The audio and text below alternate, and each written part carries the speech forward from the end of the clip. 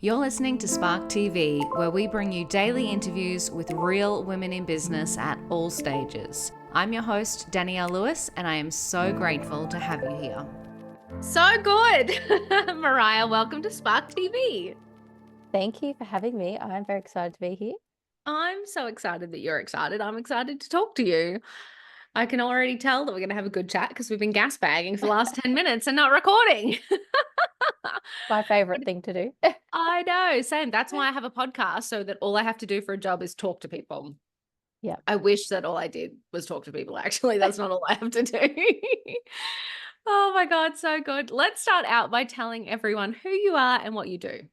Yeah. So my name is Mariah and I'm the founder of Content Queen, which is a content marketing agency and educational business. And we serve small business owners and entrepreneurs, helping them, with content marketing, basically. I guess the number one, hottest thing out there is being on social media or creating podcasts and blogs, but not everyone likes doing it themselves, or they want a bit of support and they want it to be a little bit more strategic. But I love blending in that storytelling element. I have a background in journalism, so I love it. Really, my passion come from storytelling and has sort of evolved into marketing. So that is what I do, but I'm also a digital nomad. So currently I've just purchased a Toyota Coaster bus with no Oh my seats in it. God.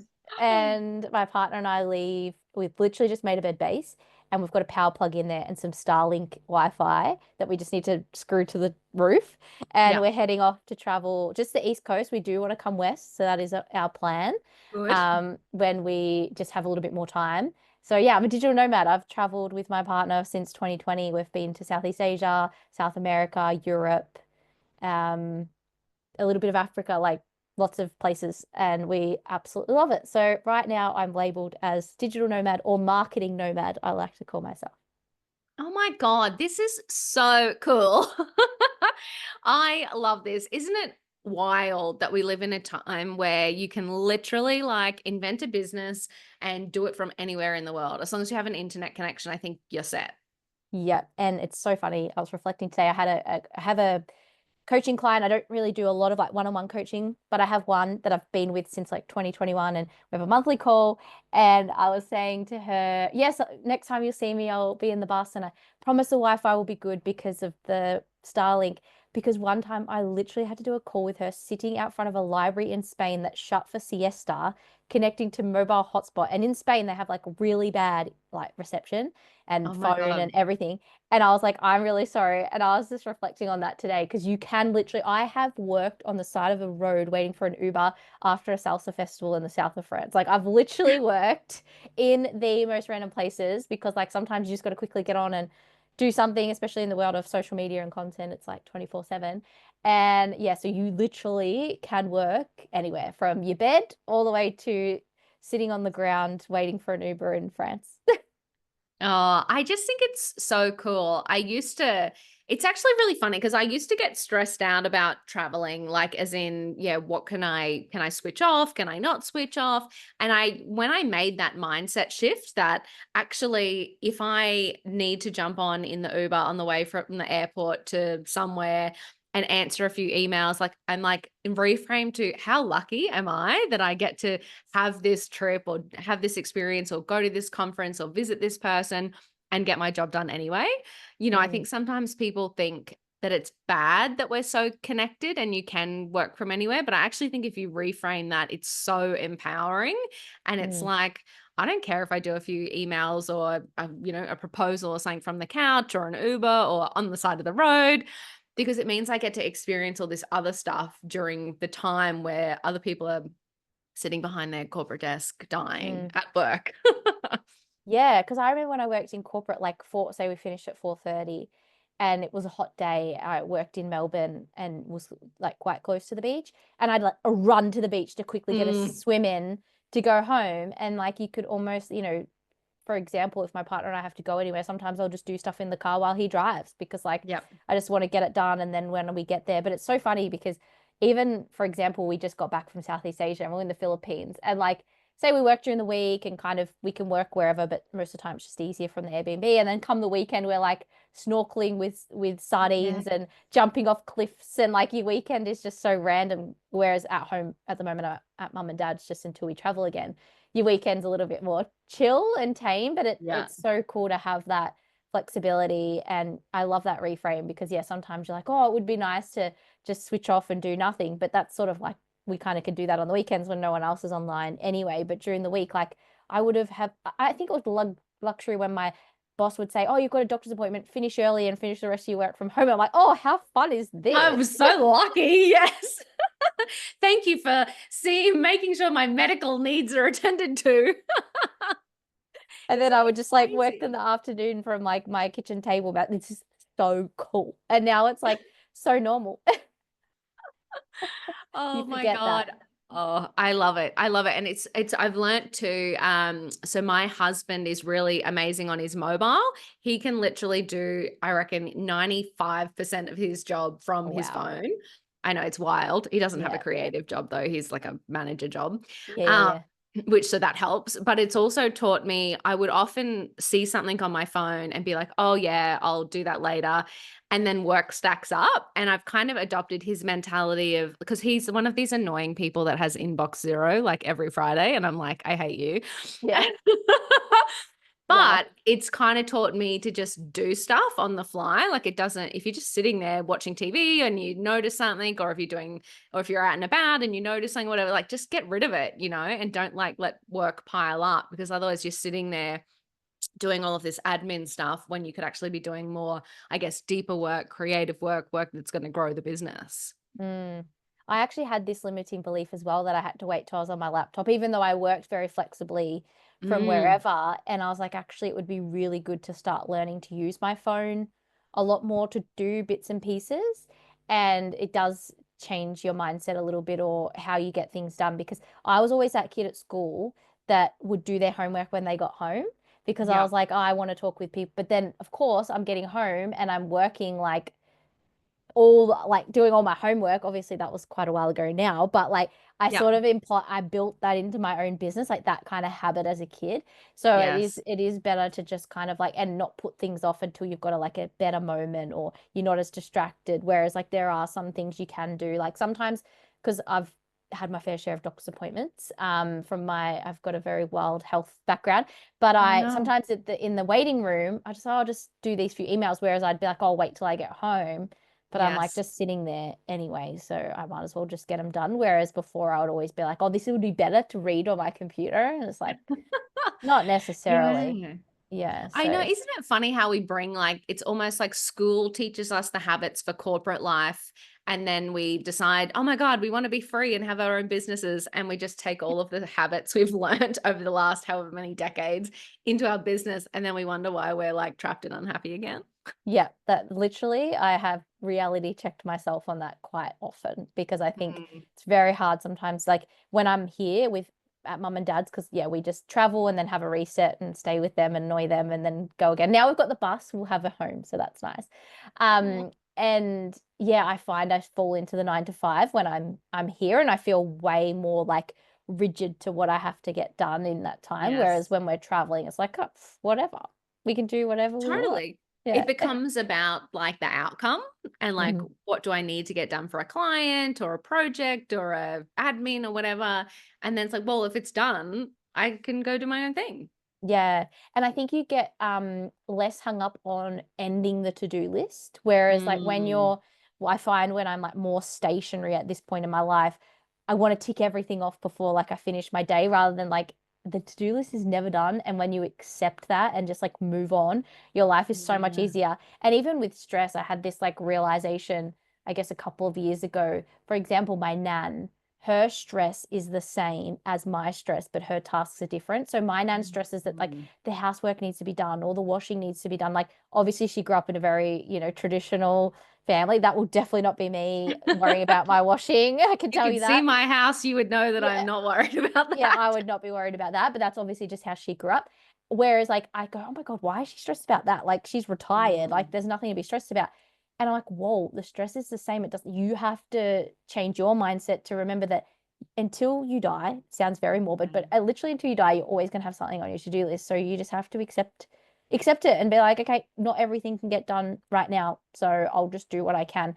And especially as we record this, we're going into any kind of holiday, like it doesn't matter if it's the public holiday we're currently going into. It's like you're racing to Friday to get everything done for the weekend. And I find myself going, it can wait. Like it'll be Yes. fine. It'll still be there waiting for us. And you'll work, and you probably won't do the best work anyway, because you'll just be trying to get it done to tick it off the list rather than actually being intentional about it. But it is ever evolving. I have to catch myself literally like weekly, if not daily. It's so true. I do love that. And it is funny. I also find like it's with when you're behind a desk and you've got this like 9 to 5 mindset, you'll also make tasks fill a whole day. Whereas if you're at a cafe for a couple of hours or you're on the road or you're in between things, it is amazing how quickly you can get tasks done. Like sometimes I actually take myself out to coffee or a wine if it's the afternoon to just like power through something. Cause if I just sit at my desk, I get up and I have a snack and I go, which task should I do? And it's like, oh my God, woman, like you waste the whole day on a couple of things and you probably would have done those in a couple of hours if you were like time crunched. Yeah. That's literally what happens when traveling. Like my partner and I are so amazed at how much we can get done because we want to go and experience something or do something. But when we're here, we literally work all day. And we're like, how do we implement this Yeah. into, we usually go to the library or yeah, like a cafe or something, because it's literally time expands when you need it to. And I Mm, literally am laughing so much because that's me today. Like, oh, okay, what task do I do next? And yeah. I sit there, I was like, and I just before this call, I was like, you've got 20 minutes before the call, just pick something and bloody do it. Just like see what you can get done. And if you don't get it all done, you'll finish it after call. Like I get trapped in it as I said, all the time. It's just like it's a very entrepreneurship is like the biggest mindset journey I've ever been on. And I don't think now I'm in it. There's no stopping. No. Oh my God, totally. That makes me laugh. I'm just looking at the fiddle fig in the background here. I literally dusted the leaves today. That's how much I was procrastinating. I was like, yeah, get yourself out of your desk, get yourself out of your environment. Nothing is happening. You just have days like that though, where it's just like, I should just actually not work. Like I should actually get out, do something else. Cause then when I come back, I'll be so much more refreshed. But Yep. literally just chaining yourself to a desk and forcing yourself to try and get things done, it is just not efficient or productive at all. No, and it's funny because I say this to myself, "Look, just leave, just get off." And Yeah. I went to a really interesting talk from a woman. Um, I can't remember her name. She is a doctor, but she talked about how in these moments, like listening to your body is so important. Like, and Mm. after that talk, I got home and I was so wrecked and I was like, listen to my body. I don't want to work on Saturday, but I also don't want to work right now. So why don't I just watch TikToks now? Because my body just needed to like relax. And then the next day, I just got up a little bit earlier and like did all that work in like 1 hour that I had just been sitting on the couch, like doing that. And then I was like, no, just watch TikTok because that's what you love to do. And that's your like, happy place. Just do that and then just do it tomorrow. I know you don't like working on a Saturday, and this is this mindset too about like weekend work as well, which I think is Mm. quite interesting because there's this like no about, working on the weekend or working late at night. But I think it's actually finding what works for you because I've done a lot of research into like personality developments and human design and all that like different spiritual Yeah. things as well.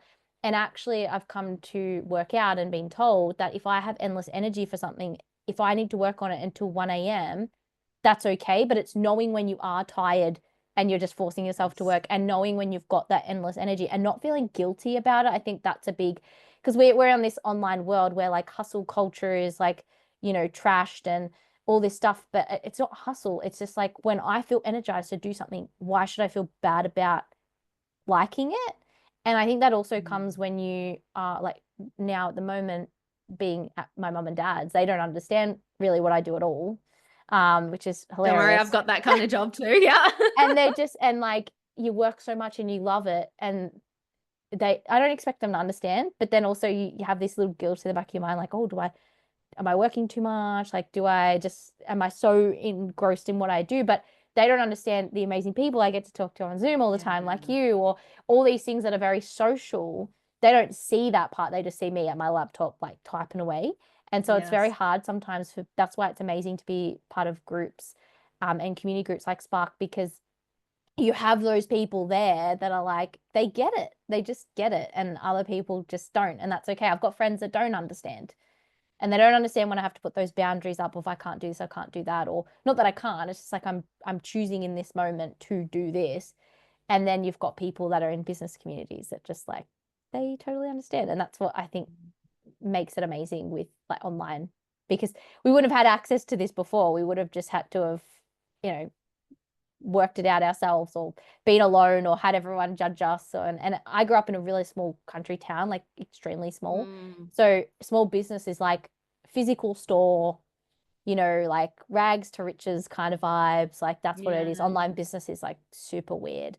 I think it's becoming more prevalent as like some influencers are popping up in this area and some different online communities and stuff. But yeah, when people don't understand it, I think it makes it a little bit challenging to not feel guilty about working and loving what you do, because we've been grown up to just work for your money and that's it kind of thing.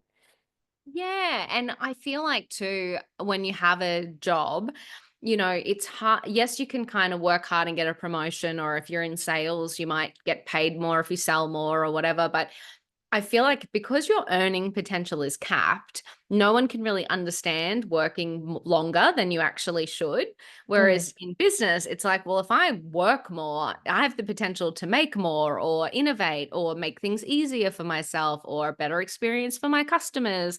Like it's kind of, I know it's funny. I was literally just talking to someone about marketing and how, I feel bad because as a sales and marketing person, I'm like, you should test every channel until you find what works for your business and then go all in on that. But it's so time consuming. And I do come from hustle culture era after being in business for 10 years, but I agree. I love it. And I don't think it's hustling, but I feel bad sometimes saying that to people because I know we do live in this time where it's a little bit more like everyone wants this balance and this calm and this peace. And it's like, I feel like someone once said something like, it's not, it's only stressful when you don't like what you're doing. But when working 24 hours a day, if you're passionate about it, it doesn't feel bad and it doesn't feel stressful.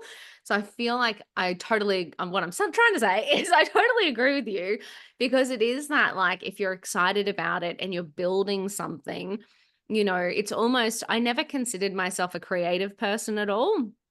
But building a business is kind of like that. It's like yeah. you get to create, you get to build something that's just yours. That's all of your ideas, your effort, your blood, sweat, and tears.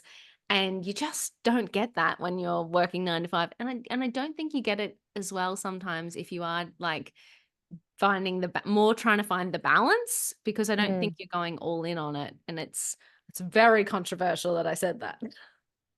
I think we have seasons too, right? Like, and your body Yes. will tell you when you're pushing too much. And I think Mm. that's what I really got out. And because for context, yeah, I had two tumors and cancer in 2021 and this Holy shit. crazy like Oh my operation of God. organs removed. I'm fine now. I still see an oncologist and I still, you know, monitor my health. And I never understood what listening to your body meant. And I thought it was a little bit of bullshit, to be honest. And I said that to Mm. this woman that spoke, like, to be honest, like, oh, I thought that was stupid when I heard it. And then obviously getting sick, I started to Yep. realize what listening to your body felt like. And your Wow. body will always tell you when, and it's like those moments where you are on your computer and maybe it is getting a bit late and you're getting frustrated and you're like, that's when Yes. you're like, okay, I need to rest. And there's going to be like over the Easter break, I really wanted to like have some business development time and Mm. refilm some modules to one of my courses. And I was just not, you could just tell from the videos, it just wasn't in it. And I think Mm. and I slept a lot and I read like just some novels and just immersed myself in just nothing. And Yeah. part of my back of my mind was like, oh, you could have got so much done. But now I'm coming to understand that no, no, no, that's what I needed in that moment. And then for the Yeah. other moments where I want to work a lot, sorry, computer charger nearly That's just went. right. I get really It's getting passionate and very the hands handsy and the here. legs and I love everything it. moves. And so yeah, like I think you go through those seasons. During the season where I needed the surgery and everything, I had to really disconnect and be in Mm. my I guess like more feminine and more nurturing stage. And I think people that's what happens when, some people have a business and maybe become a mother or Yeah. become a mother to anything, not just a child, maybe a dog or when I started when I started my relationship with my partner, I was already a couple of years into business, and I felt that needed nurturing at that time. So I probably wasn't as Mm. in, like, I needed that, just that kind of space. And now I'm like, and he helps me in the business and he works with me and it's just so much fun. So I think there's seasons, but I totally resonate with what you're saying. I think there's a lot of online. I think we're now made to feel guilty if we like working more than what we should, Mm. should. But it's a legacy thing. Like, we're building a legacy. And I think that that's what it really is. And even a client of mine who is like more in that sort of business strategy coaching, who really likes integrating rituals and that, like, not so much balance, more like that harmony of like grounding herself or meditations and things like that. She started a startup. So she's in that phase of like, she's got two businesses now. So she is working a lot more. But then there's seasons where I Mm. think you like have that more of that pause moments. And Yeah, yeah, and I I think it's think a it's cycle. I love that. And I also think it's a good point about like time horizons. I think if Mm. you are just thinking in like today, of course you're stressed. Of course you want to push yourself too far. Of course you worry about the to-do list. But I love that idea that there will be seasons and moments and check in on your energy. What's my body telling me? Because, business is also a really long game. If you're going to build anything meaningful, it takes decades, dare I say it? Oh, for sure. No one talks about that though. I think Mm, no one actually talks about how long, like even with content marketing, sales, like you would know this as well. Like, yes. you're seeing people go viral and doing this, and 9 times out of 10, those influencers that have a lot of followers or those businesses have previous experience in creating content in some way. Yes. Always. Like, as I said, 9 times out of 10, unless they're that rare one that goes, "Well, I have no idea what has happened." Like, I'm Or going to they're put my hand putting up and money say that. behind it. Or money. Exactly. Like, there's never the full picture, right? But No. no one actually talks about the fact that they've had a past in XYZ, because that's not as sexy. Yeah. It's the No. fact that, like, oh, I built this page in like 5 minutes, but they have so much experience. And there's also that energy mindset thing in, I know what it's like to deal with hate or negative comments. Yes. I know what it's like to talk to an audience in a certain way. Like, because I literally had a client say to me, like, oh, I know I shouldn't be comparing, but I am, with this girl who does a similar thing as me. And she just has like 20,000 followers. And she's like, oh, I never expect to get to that. And that. I said, listen to your language for one. You don't believe Yeah. you can get there, for the first thing, but you also don't know her experience. She may have done a lot of inner work. She may not care what hate, like, she must be like really open to that. But she also could have like many businesses she started before that never worked. Like, we never know the full picture. So, because no one ever talks about, no one ever says how long it takes to build a business. No one ever says like 1 in 3 businesses fail in the first 3 years, right? Like, Yep. but no one is talking about how long it takes. And that, like, because we just see how quick I'm going to get there. Like, just tell me the quickest way to get there. And it's just, even now, like in what I do, or in like any outsourcing, people are talking about setting boundaries and, pricing your worth and all that. Like, good on to them, like, power to them. But sometimes you have to do shitty things to get to where you need. I charged $10 a press release on Fiverr when I started.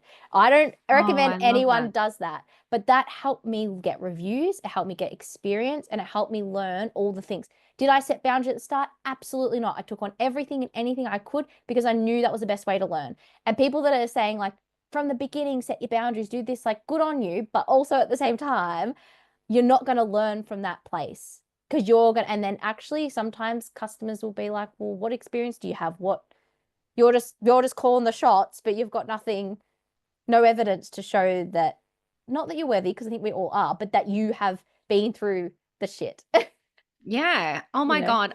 I love you so much. Seriously. No, I completely agree, because even like with the whole boundary thing kind of shits me. And I feel like, yes, I also seasonally, right? Yes. Like, I talk to people who, they're like, well, I'm only available here. And I'm like, so you basically you're just cutting yourself out of all the people who aren't available at that time. And don't get me wrong, I know there will be things in life where you can only be available at certain times. But also, like, there's these wild statistics around, like, there a salesperson who opens up their diary for just an hour before and after everybody else, and how much more money they will sell in the month just because they're a little bit more available and open, Yeah. and the people that will call people back straight away. But even, just I even think about the podcast, right? Like at the moment, I'm on this mission to grow Spark into a media company. And I was like, well, I need to be available. And I'll tell you, I do not like waking up early. Okay. I hate it. But I have my diary open from a 7 a.m. slot because some people, they need to do their podcast before they get the kids up or before they go to their full-time job or before whatever. It's like, if I have this big dream for myself, I love your do shitty things sometimes. Yeah, and it makes for the story, like Mm, that builds the character. And I think like I honestly believe in my own business. I've learnt a lot, and I think the thing, and I actually learnt this today, there's like different types of boundaries. There's like closed ooh, boundary, compassionate boundary, and open boundary, and I have an yeah. open boundary. So I will say, okay, I'm available at these times, say in my calendar, but I'll always say to someone, if there's not an available time, please let me know. And Mm, yes, if there's someone in the United States that can't do, like, what am I going to say no to, like something that could be fucking cool? Like we've done yeah. cool stuff like in my business. My partner designed a billboard.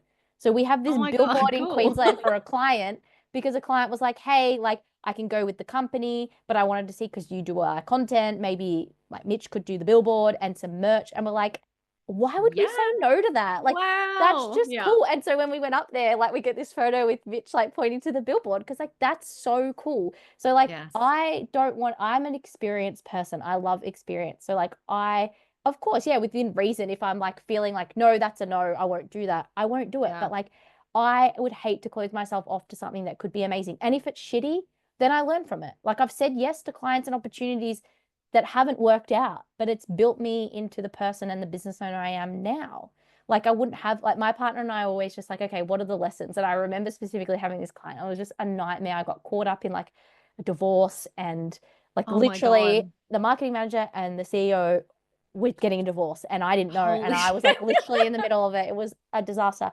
And I was just so gutted and so just tired. But me taking on that client allowed me to hire my partner because it was good Mm. money and I could hire him and he could quit his job. And it was just like, well, then we could start traveling. So that was like the catalyst for that.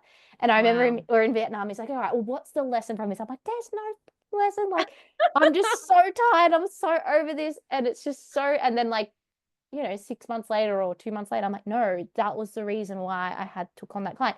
And now I can also tell that story. I had a client not pay me for 3 months. They still owe me $4,500. It was Oh crappy. my We're in God. the middle of Europe and we're running out of money dramatically, and this person just refuses to pay me. What do I learn from that?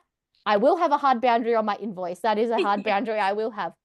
Like we learn these things from like the disasters, and I think that if you go into business wanting to set all these boundaries and block yourself off from those experiences, I don't know that you're going to get the lessons that you would if you just open it up a little bit more. And as you say, like you'll be thinking in 10 years time when you've got this amazing media company, you're like, like I got up at 7 a.m. to do these interviews, or 6 a.m. even to prep for these interviews. Like, and now I can just do my interviews between this time. Like my partner and I, when he worked at a hotel, we slept on the floor on a mattress. I took a photo of it. I said, one day when we're in our mansion, we're going to remember this day when we slept on the floor. It's so true. Oh my God. I love it. I love it because it is so true. I think you're right. It's like people just, I think, expect to come out of the gate going, this is the little bubble that I live in, but it is all of the experiences. Like if someone can actually tell you, you need a contract, you need these terms on your invoice, you need to get payment upfront or partial or whatever, or you need to do this. But unless you feel the pain, sometimes you don't do those things and you don't like someone can Yeah. actually tell you what to do. But sometimes until you feel the pain and have the shit client and have the shit experience, you don't actually value the Nah, advice anyway. nah, no way. I had a girl, a woman that does like amazing content, and she started doing content in her niche, and she took on her first few clients. Yep, yep, yep. And then she didn't have a contract. So then they didn't give her 30 days notice. And she come to me and she Um, was like, oh, and I said, next time contract. But she wouldn't, I remember talking about that with the call. This is what I have, this is what I yeah. do. But obviously at the time she didn't feel she needed a contract. It was a friend, it was a person that she knew, so she didn't feel the need to have to make one. Now she Yes. bloody does. I can tell you that she wants that contract and she wants that in writing. But like I think you have to realize like if business was easy, everyone would do it. And you just have to make all the mistakes because it just definitely it builds character and it makes for great stories Yeah. on podcasts, right? Like you can come on Yeah. the podcast and the title can be like, how I ran out of money in Europe and lost $4,500 because someone wouldn't pay. Literally, I had to start put stuff on credit cards. I'm like, this guy ain't paying Wow. me, so we're gonna live somewhere. But now like we travel because I've now built the business up to a point like there's just never any of that stress about like how are we going to pay for that next Airbnb. But it made us like even as a partnership like so much stronger because we had to Yes. go through that together. So yeah, I mean, good on you And if you I can think set lots of boundaries, but I don't know. and I think it's interesting, your point about stress earlier and how, my grandma's stress versus my stress, we're all stressed. It's like you're never going to go through life, whether you choose a corporate career, whether you choose to be a stay-at-home mom, whether you choose to run a business. There is no path that stress doesn't exist. Stress isn't bad. Challenges, problems, they're not bad. But I feel like people like intentionally go out and try and avoid them, but you are spot on. It is the stress, the challenges, the problem solving, the overcoming all of these things. That is the great stories. That is the life. That is the whole reason that we're doing it. Like, no one wants to just be bored for their whole life. No, and actually there's a really good book on this about it's called A Path with Heart by Jack Cornfield and he was a monk and he teaches like spirituality to like everyday people. Yeah. And he talked about how people go to spirituality or religion to avoid conflict. But that is not the Mm, point of something like a belief, like whatever you believe in, whether it's nothing, whether it's the universe, whether it's God. Actually, the point is to understand that you can handle any challenge. And rather than avoid it, you go and the minute, because I was always that one that never wanted to do conflict. I didn't want to have uncomfortable conversations. I hated all of that when I was growing up. But yeah. actually, yes, as you say, it creates this bubble around you that is not only boring, it doesn't give you the life experience that you need. And actually, what will happen is if you do believe in the universe or whatever you believe in, more challenges will come to you because you're trying to avoid them. So you will Yeah. attract what you're trying to avoid. So I was attracting, so like when I started my business, I didn't want to have uncomfortable conversations with clients. I didn't want to do all that stuff. So it just kept coming to me and it still does because there are still moments where I do. But last year was a massive light bulb moment for me. It's like, you need to stop avoiding challenges and like Mm, clinging on to clients. Like if you accidentally, like if you lose one, like it's the end of the world. Like you have to get tougher because you're just going to keep attracting. And actually, since I've realized that, I've like had amazing clients, like, you know, obviously things still go wrong and you get feedback and all that, but I've been so much better at handling it because I haven't been avoiding. yes. I think yeah, you're so right with that. If you try and avoid it, it'll come to you anyway. So don't even bother.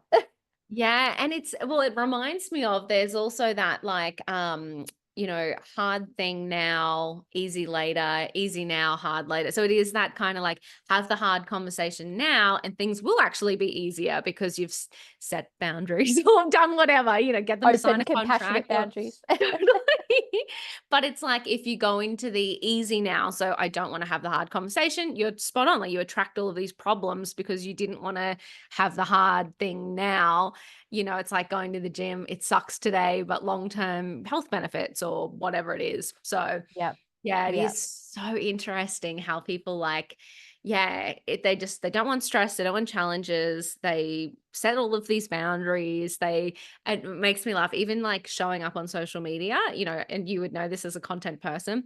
No one wants to be on social media for some reason. Like, and I'm like, that's fine, but how are you going to tell people that you exist?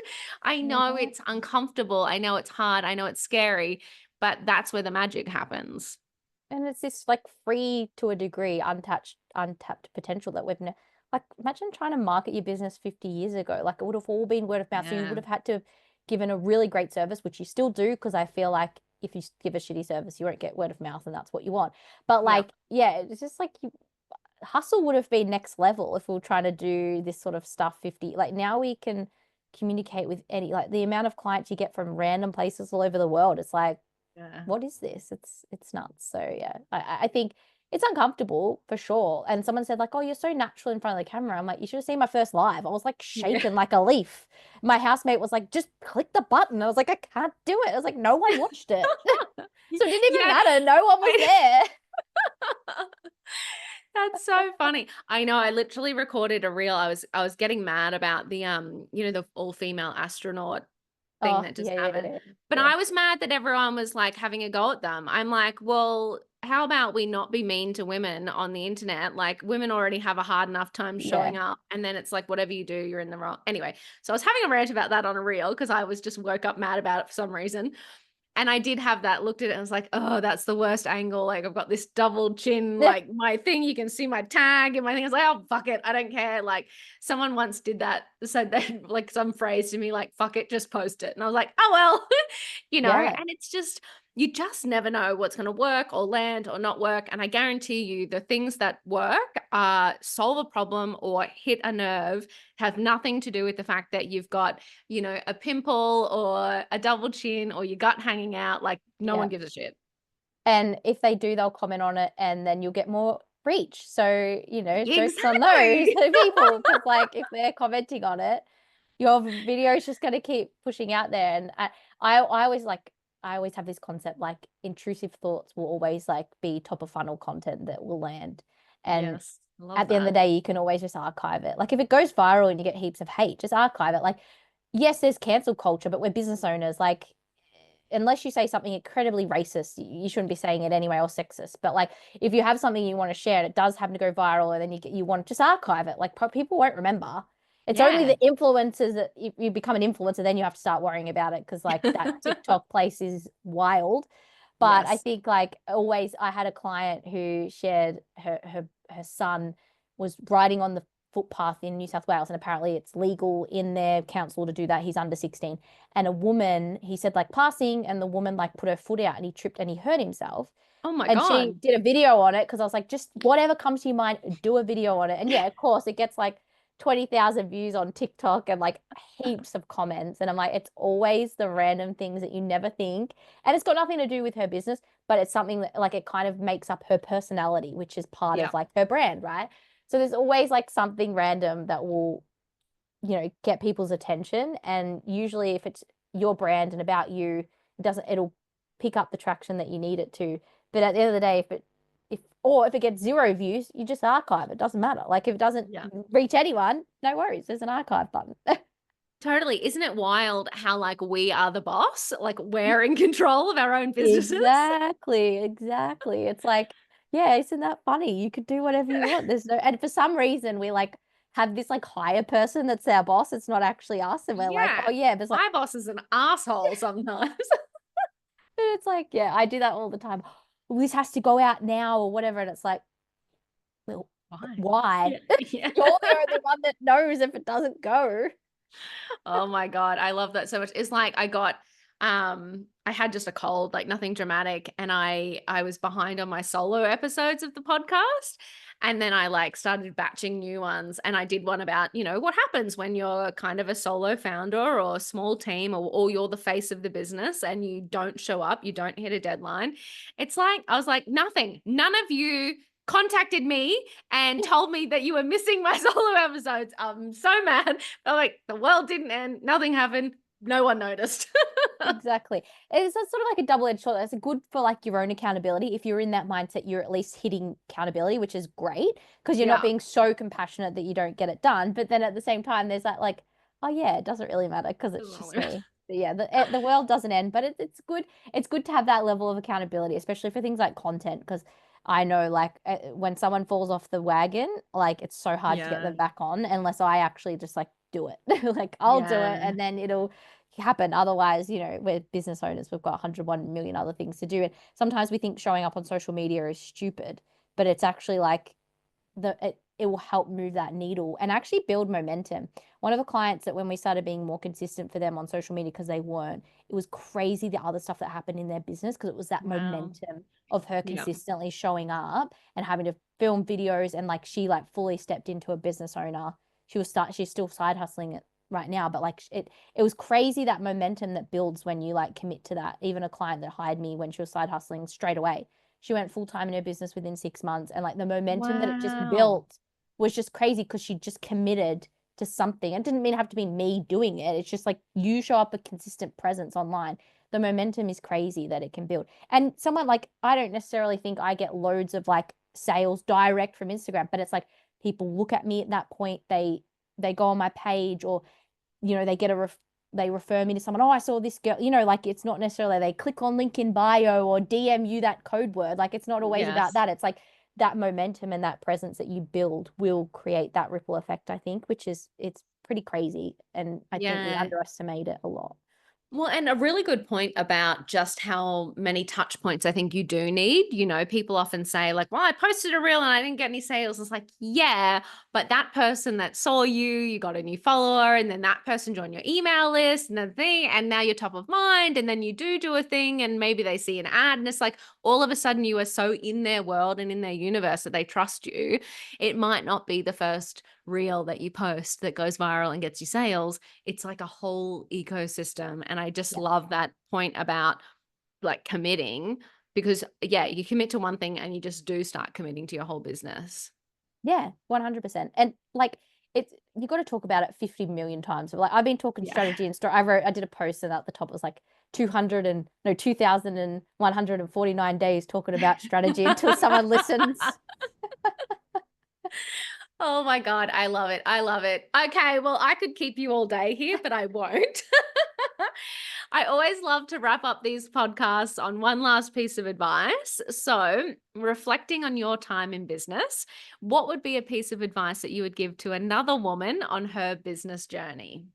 Okay, so this one is a mixture of action and I guess that's sort of letting it be, but trusting the process, I think, has been the hardest thing that I've ever had to do in business, but it's so important. And there's this level of like taking action, right? So you take the action and then you have to trust the process because as we just said, like posting one video, oh, social media doesn't work next. Like you have to trust that process because every time it will work out. It might not work out the exact way that you intended it to, but it does if you just trust. It's like every time I've lost a client and every time you go, okay, what's moving? Actually, losing a client once made me join Spark because I was like, I need to find like community of people because I feel really lonely right now. I just felt like, and then I found you on Google and I was like, done, bye. Because Yes.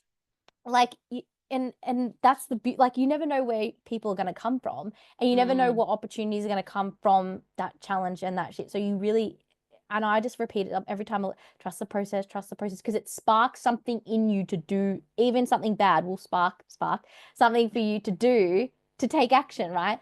So that's something I've learned that's been incredibly hard, but it's like that's that element of surrendering and trusting because but you have to have those foundations. So do the work on your business so that you're at that point where you can start trust yourself, trust the people around you, trust your team, trust like everyone in your community to help you build up your business because like we're all here to support you, but we don't know unless you ask and trust us to do that, right? So it's like there's just so much that comes out of trusting, even when we've traveled and we've had like we overstayed our visa by one day. My partner had a ripped passport, and just throughout the process, like trust, Wow. trust, trust. And it always works out. And I know it just sounds so like, oh, that sounds so naive, but it's not because I'm just going, I trust. Like I've done work. Like I'm not just like just leaving it up to the fairies to make it happen. Like I've actually done something about it, but then you've got to learn when to let go and trust. So that is always my piece of advice because it served me a lot in the last 6 years, and I'm hoping it'll serve me until retirement. Oh my God. I love it so much, Mariah. You are absolutely the best. Thank you so much for sharing your journey and your insights and your wisdom. That was just a fantastic chat. Thank you. Thank you so much, Danielle, for having me. Yeah, could talk for days. We could be here for like 3 days. I know. Good thing we didn't have a wine. Otherwise, we would have been in a lot of trouble. That wraps another episode of Spark TV. Shout out to Spark TV sponsor IP Australia for their amazing support of the Spark podcast and women in business. And if no one tells you today, you've got this.